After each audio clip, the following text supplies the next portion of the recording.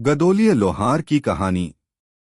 बहुत समय पहले एक गांव में गदोलिया नामक एक लोहार रहते थे। वे अपने पिता के साथ लोहे के बर्तन बनाने का काम करते थे और उससे गांव के लोगों को अपना गुजारा कमाते थे। गदोलिया बहुत ही मेहनती और समझदार थे।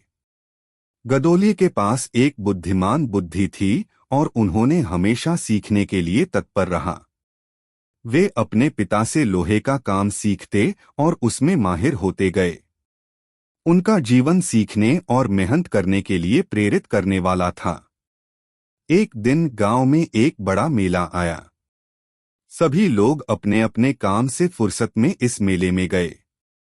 गदोलिया भी अपने पिता के साथ मेले में गए। वहां वे बहुत सारी नई चीजें देखने और सीखने के लिए उत्सुक थे। मेले में एक पुराना चरपाई विक्रेता भी था जो अपने चरपाई को बेच रहा था। गदोलिया ने उसे ध्यान से देखा और उसके मास्टरी और सजावट पर ध्यान दिया। उन्होंने अपने पिता से कहा, पिताजी, क्या मैं इसे खरीद सकता हूं? इससे हमारे लोहे के बर्तन बनाने में मदद मिल सकती है। गदोलिया के पिता ने भी चरपाई को ध्यान से देखा और उनके अच्छे व्यवहार को देखकर वह इसे खरीदने के लिए सहमत हो गए।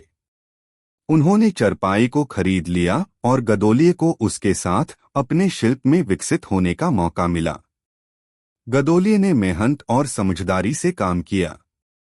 उन्होंने चरपाई को सुंदरता से सजाया और अब वह उसे अपने लोहे के बर्तन बनाने में सफलतापूर्वक उपयोग में लाते थे।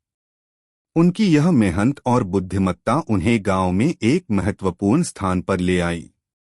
इस कहानी का मोरल है कि मेहनत, समझदारी और सीखने की आग्रही भावना हर किसी को सफलता की ऊंचाइयों तक पहुंचा सकती है। गदोलिया ने अपनी मेहनत और बुद्धिमानी से अपने जीवन को सुधारा और अपने सपनों को पूरा किया।